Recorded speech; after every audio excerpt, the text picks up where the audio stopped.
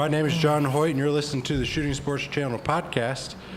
And I'm here with Daniel Hart and Jonel, and we're going to talk about directing matches and ROing today. So let's just get into it. So I guess first, just Daniel, we'll start with you. Tell us what it's like to be a match director. Well, most days most matches, it's pretty simple work. You just kind of tell people what to do. Not really. You have to work your butt off to make these matches run. You got to have good volunteers coming out every month that show up and are able to do the work and see what your vision is on putting a stage together. Mm-hmm. And that's the biggest thing, is getting the volunteers out here. You try to do something special, recognize them at each match and thank them. But I know that doesn't go very far. But sure. If we could, we'd pay people. But when I don't get paid, I don't think they should either. Yeah, that's true. No, it's match directing. You have to have the dedication to the sport. The way I look at it, if I didn't do it, who would do it? I don't know if anybody would step up, because you do put quite a few hours in. We do a 2-day match here, so I'm dedicated for 1 weekend a month here on Saturdays and Sundays, putting together a match that runs smoothly, sure, and safely. So that's. How long have you been directing matches here? I started shooting in 2007. I became a USPS member in 2009. So 2010, I took over as match director here. And then 2011, I believe, was my first major match here. Mm-hmm. So that's a whole nother ball of wax doing sure. a major match. But what's the difference between a club match and a major match from your standpoint?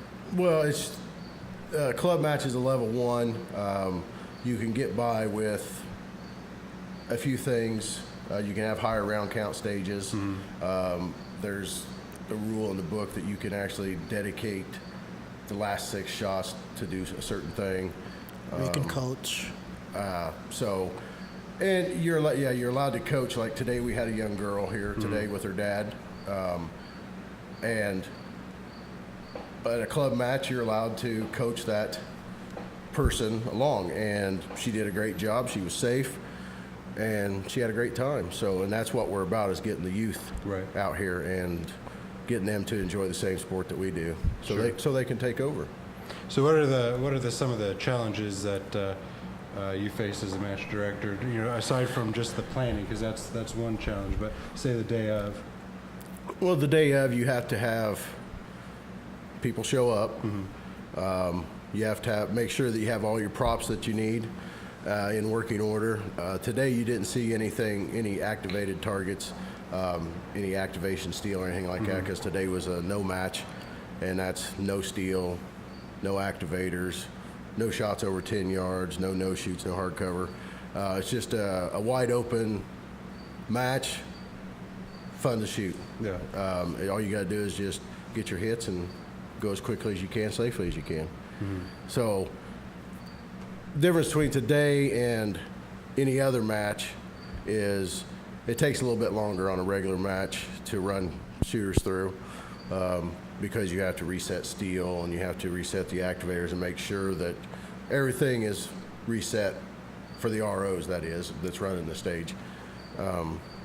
But a level 2 match, you'll have dedicated shooters. I think you covered the section match last year, and you notice that you'll have 3 dedicated staff members when competitors are shooting, to whereas a level 1 match, their ROs go with the squad. Right. So we try to give the ROs a break on the cost of the match, because if you're working, it kind of takes you out of your game a little bit. Sure. So because you're worried about everybody else and making sure everything keeps moving. So we give them a cut rate. I don't even know what's Becky charge ROs. Right now it's 0. Okay, so there you go. So they get to shoot for free, because it does take you out of your game a little bit. you've got the ROs where it doesn't really bother them too much. I, as a match director, tried to let other people do the RO work. I've got enough to deal with. Today wasn't one of the days, so I had to take a squad. But that's it. Sure. That's the way it comes down. And at the end of the match, you have to make sure everything's tore down, put away. The bays are cleaned up, the trash is taken up, make sure that the clubhouse is picked up, put back the way it was. And you're normally the first person on the range, and you're going to be the last person to leave. So that's you got to be dedicated to it. Sure. So Don't forget the love, man. oh, well, love and dedication, isn't that the same thing? It's true. It's true. So let's talk about ROs for a little bit. So, what exactly is an RO? It's called a range officer, and basically our job is to, first of all, is to run everybody safely. And for every sport, there's always rules. We try to enforce the rules, and most of those rules are more on safety and trying to keep the match going. And basically, it's to help, like what he said on level 1 matches. ROs can help also coaching new shooters, because a lot of times they get butterflies, and Sure. it's not easy for them. And I've been there. Everybody's been there too. So sometimes an RO, if like you're not really one of those intimidating ones, it can be really helpful in the sport. Sure. So and being an RO also helps because it's a volunteer sport. If with no ROs and everybody's got the same people, you get burnout and everything. So it's also good to have people stepping up as an RO. Sure. Now, do you have to have any special training to become an RO? For level 1, it's not required as long as you know the safety rules. But if you want to work on the level 2 matches, then you have to have a class, a certification for it. How long does that take? It depends. You have to 2 days 2 days to get your RO certification. or a day, or an hour and a half, or a day and a half, right? Too, Yeah. depending on the number of class or people attending. And there's different levels of being an RO. There's the RO range officer, there's the chief range officer, then there's the range master. Okay. And each one has different levels of requirement. The RO is basically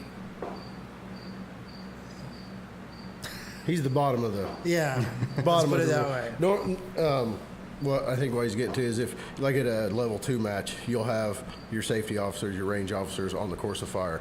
They make a call. They're the person running. On that course of fire, you'll also have a CRO that he's over that bay. That's his job.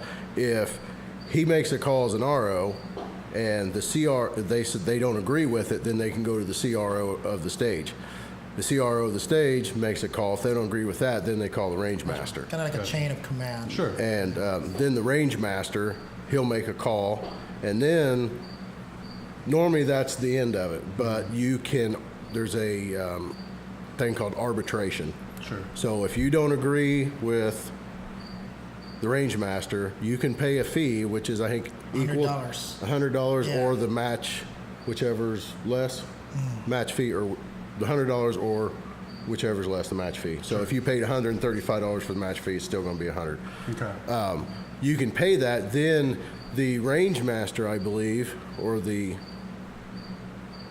match director picks, I can't remember how many people it is. Is it 5 for a committee? Then they bring up and they both argue their sides, and that committee Makes the final decision. Sure. So if you win the arbitration, you get your money back. If you lose, you've lost Right. your money. So, why would somebody want to become an RO? It's the same thing as what he said, helping out the sport. Because if there's nobody stepping up, the sport will die pretty much. So it's just different type of responsibility, but the same reason for being in it, keeping the sport alive. So some people also like to, being an RO, I think you can also learn a lot from the sport, because once you go through the class, you see different ROs or people with previous experience that can help give some input to. So it actually makes you grow as a shooter too, being an RO.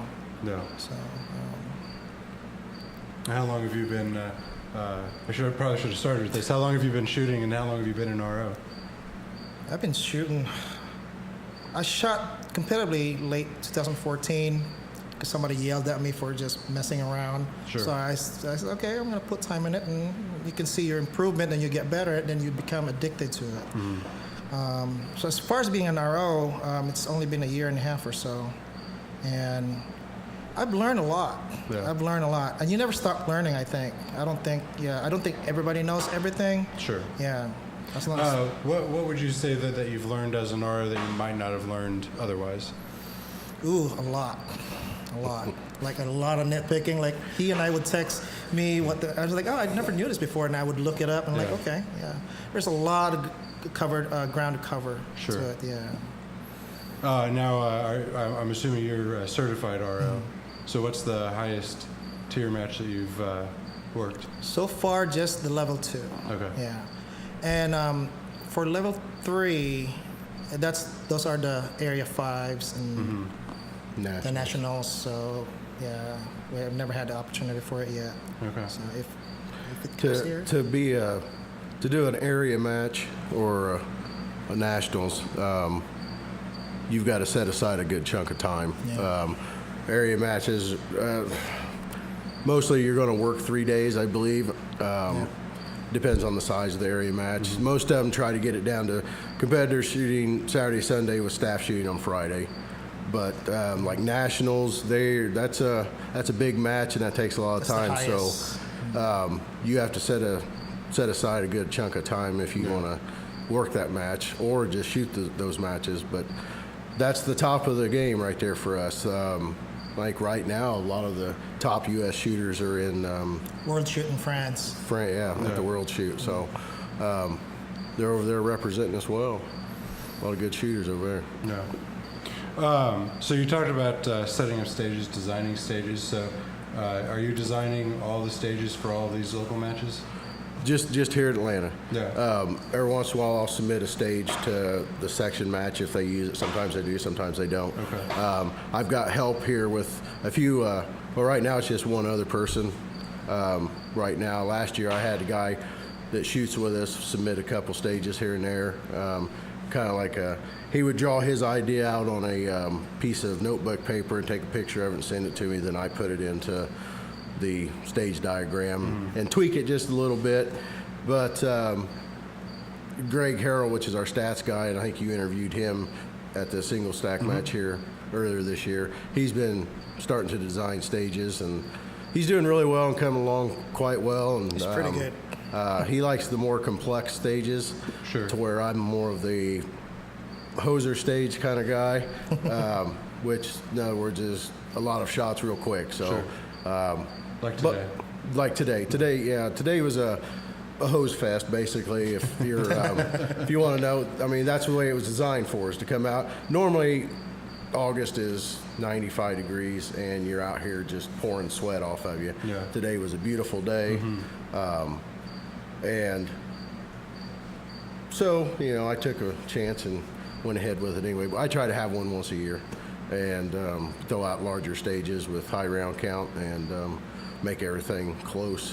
So it made a great first match for you. Yeah. So, you don't have to worry about activators and no shoots and penalties, and unless you miss the target, then that's all on you. I missed a few. So. I won't say how many. Well, we all miss. But I don't want to hit that high count, Sure. So I'll limit my speaking. So I guess the question is, how hard is it to keep? I mean, you've been doing this basically 7 years now, being a match director. I took a year off. Okay. Let a guy step in, and he did a great job, but then he said it wasn't for me, and Sure. he went a different route, and that's great. Everybody has their own thing, but he was like, I tried to look. I asked around for anybody, and nobody wants to put the time in. And it's understandable. It takes a lot of your time to do this. I mean, it's you're designing stages.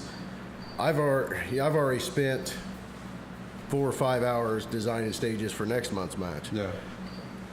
and then you've got to come out and you've got to get all this printed out. You've got to get somebody to do stats. You've got to get somebody to register everybody. And then you've got to make sure that the registration and the guy entering everybody in electronic scoring matches up. So, and then once I leave here, my job's not done with the match because I've got to go home and make sure the registry equals the money for the club. So, Sure. The club's nice enough to let us have these matches here. Then, the club makes money off of them, but that's what keeps the clubs going is matches and membership. So, the main thing is just trying to get everything to run smoothly. Most months it does, but some months it's just total chaos. Sure. And- What kind of goes into designing a stage? Because it seems that, especially with, as long as you've been doing it, it's either really easy now or it's really hard coming up with new designs. There for a while I was struggling, but I was talking to Jake Martins at a match, and I'm like, where are you getting your ideas? And he said, I just look through the big matches, see what they're doing.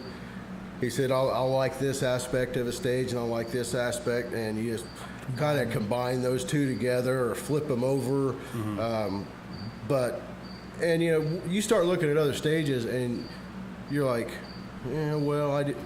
that's a great idea. So let's do that. Let's do something similar to that, not exactly, but I can take 5 stages out here with the same wall setup and make probably 15 to 20 stages Variations. of it. No. So that's without moving a wall. No. That's just throwing different array here, throwing hardcover, no shoots, penalty activation. No. Put a floor activator or a foot activator in there, and a lot of people don't see those very often. So that would really confuse. Like, what am I supposed to do now? Sure. Well, and I think was it Area 3 that took place just a couple weeks ago, and there were videos of people like climbing up on a roof. I saw that. That was beautiful. So that's just that particular match director just coming up with crazy. You normally don't see anything like that at a club match. I'm not saying that it's not out there. Some of your clubs have wall sections that they leave out. Sure. And that's the way they're built. I mean, they're built to stay, and they'll change them up every once in a while. Us, we have to tear ours down. I would say that one with the roof section, that'd be you'd have to start working on that quite a few days in advance. Maybe it's dedicated for roofers, right? It's because that was shingled. Yeah. So I don't know if maybe that was a part of a trap house or something they had in place. Yeah. But They had gutters in it? No. I didn't pay attention. But you don't see too many times of shooters having to climb up on roofs to shoot. No. You'll have something. I'm a big person of making a stage about the shooting. Sure. Some people are the same mindset, some people aren't. I try to design a stage about shooting your firearm fast and accurate, and I don't want to make a stage to where you have to shoot 2 shots here and then run and shoot 2 shots or 4 shots here and then run. To me, that's not about shooting. That's about athletic ability. Sure.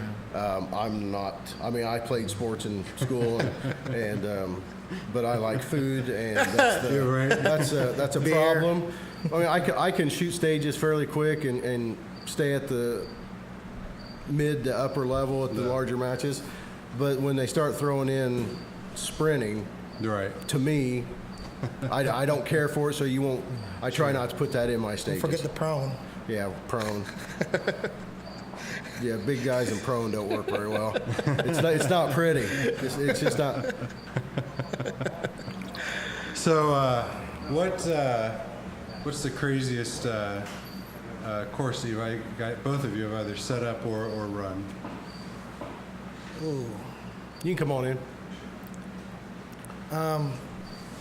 Not on a major match here, local major match, but I've shot the major matches. Ooh, there's that. Just the last few weeks ago at Illinois Sectional, there's a lot of swingers and activators. There's just one stage. I think it was like 5 activators. The Illinois Yeah. Rangemaster Special. Yeah, I thought that was, and with partial steel, I thought that was crazy. No. Yeah. You don't. They had each position you went to for 4 positions, wasn't it? Or 5? It was like 4 or 5 positions. 5, each yeah. position you went to had a activator of some type. You had there's the swingers, clamshell, drop turners. yeah, it's just they had everything in that stage. Yeah. It's well, as far as those go, the only thing they was missing was the larger trap style. I can't remember what it is called, but I'm sure there's other activators that out there, but for the majority of what we see, they packed it all into one stage, and it was a great stage. A lot of movement, a lot of shooting.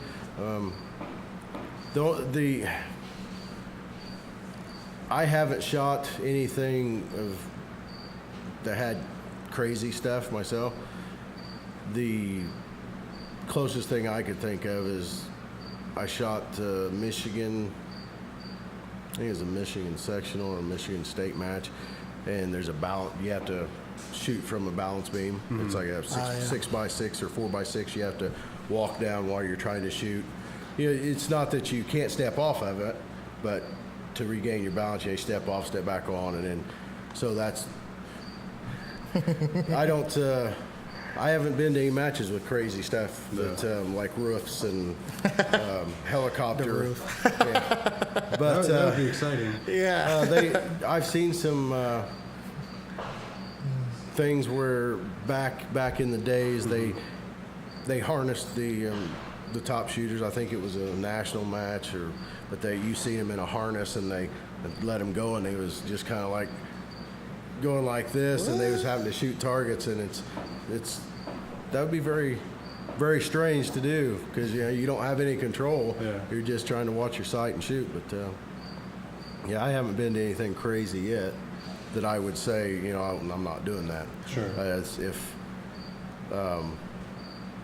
No, I've been to some matches that's like, man, that's pretty hard, for a big guy to get that, hard lean. We try to equal out the leans. You'll get some positions that'll save you if you do a hard lean over here to where you're almost falling over, but it saves you a position over here. Okay, I'm for it, but I'm not necessarily a guy for hanging from a rope with your weak hand to shoot. Yeah, I was going to say that because I shot that match in Oregon. Like you're holding to a flagpole in a rope and you have to lean like 45 degrees to shoot mini poppers at 20 yards. I thought that was crazy too. Yeah. Yeah, so that's we're not really set up for that kind of stuff at a local match. So what is the sort of the thinking behind some of those? So like that just is kind of an absurd challenge to put something. So what's the thinking behind that? Is that like trying to weed people out, or I think it's to put the challenge and make it harder for your top shooters. Okay. Yeah. Now I don't know, since I didn't shoot the stage, I don't know if there was a position that you could shoot that without holding the rope. No, you just can't. But so you're going to see are you B class? Yeah. So you're going to see a B and an A class guy holding onto that rope, and then we're going to be like trying to lock our leg against the wall and take 5 shots. I think my idea of those crazy stages, it's not because when you shoot, you're basically focused on getting your front sight and everything, making it accurate. If you make a stage difficult, it throws you off. I think it's the idea of throwing you off. See how you can mentally focus your fundamentals at the same time, be safe at the same time. I think that's the idea, and you can go back and say, you know what, I did that. Just the camaraderie. Did you shoot that match? Yeah, I did it. How did you do? Just that kind of talk. I think. So I think that's what it is. You have the creativity, and then that talk spreads out, and people will be like, "Oh yeah, you shot this match. Yeah, it was a great match. I didn't do good, or I did good, things like that." So I think that's maybe the idea behind it. Yeah. Okay.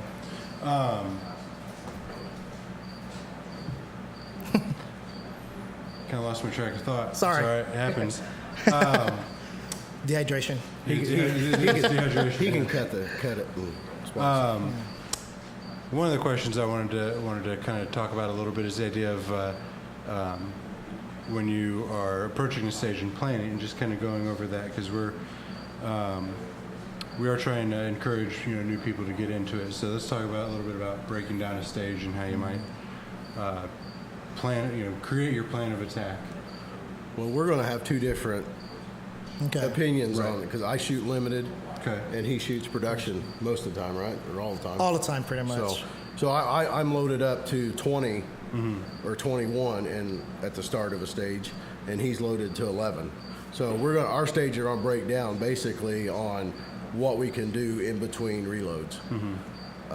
So I'm going to get deeper into a stage with my first mag to where he's going to be, okay, I can shoot 4 or 5 targets, and then I'm going to have to reload. I'm going to be shooting on the move as fast as I can, and he's going to shoot as quick as he can for 10 shots, and then when he moves, he's going to do a reload. So every time he moves, pretty much, he's going to be doing a reload. Single stack and production is, the rule of thumb is every time you move, you're reloading. And that's really the way it boils down to where I'm doing 1 reload on the majority of the field courses. He's doing 3 or 4. So Takes some gun manipulation there. yeah, and the key thing is to not get ahead of yourself and have to backtrack or swing past, and the 180 rule applies a lot. And for new shooters, when they come out, you throw all these rules at them. If they're used to going out in their backyard and shooting and not having anybody tell them, you really shouldn't do that. Or you've got the guy, we've all got the friends that we went out shooting with, and they're done shooting, and you look down at their hand, and they're still got the bear grip on it with their finger buried in the trigger. And us as shooting USPSA and other Steel Challenge and all the other ones, we're like, hey, it makes you cringe when it- quit, don't do that. Yeah. Oh, why not? I've been doing it for years. Well, it only takes one time to have a bad day, and that's what it boiled down to. So I think I had to give the finger warning 3 or 4 times today, and it's not necessarily that they got their finger buried in there. They've got their finger outside the trigger guard, but it's curled just enough to where if they do a reload, you're doing a reload, it's so instinct to grab because you're hitting. So all it does is take you to curl that bang, and then your day's done. But you're talking about new shooters getting in, breaking down the field. The best thing to do is come out, bring your gear, like you and Nathan discovered. Come up to the line, start talking to people, be safe. And anybody out there, I haven't met one person yet that wouldn't help another shooter out. Now, there are a few people out there, and I'm not going to be mean and mention any names, but if you want to come to me while we're shooting a match and say, hey, is he a good guy to take, advice from, I'll give you the I might be, to everybody else, I might not be the guy to take advice from, but the main thing, new shooters, is to come out, bring your gear, give us, like they discussed in the last podcast, get a hold of your match director, let them know that you're going to come out, ask what you need, and go from there. I mean, you got to get out here. That's all. Once, I would say, probably 60% of the people that come out and shoot it love it. Yeah. Now, there are the people that's going to come out and they're going to shoot, and they're like, okay, that was great, but it took me 4 hours to shoot 5 stages. Well, you're shooting with 50 or 60 other shooters too, so you go down there and you're spending 4 hours to actually shoot. 20 seconds, 30 seconds.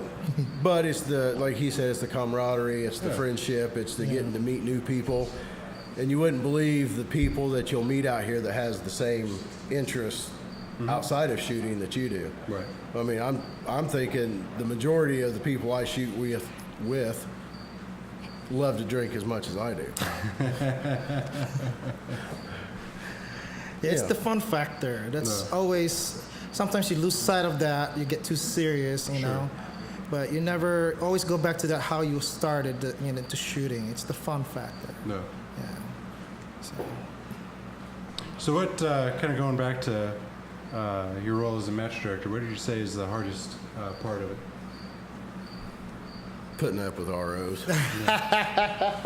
No, it's the hardest part is just getting help. Normally, the setup crew comes and helps. That it's great. You had normally here the last few years we've had plenty of help. New people getting in.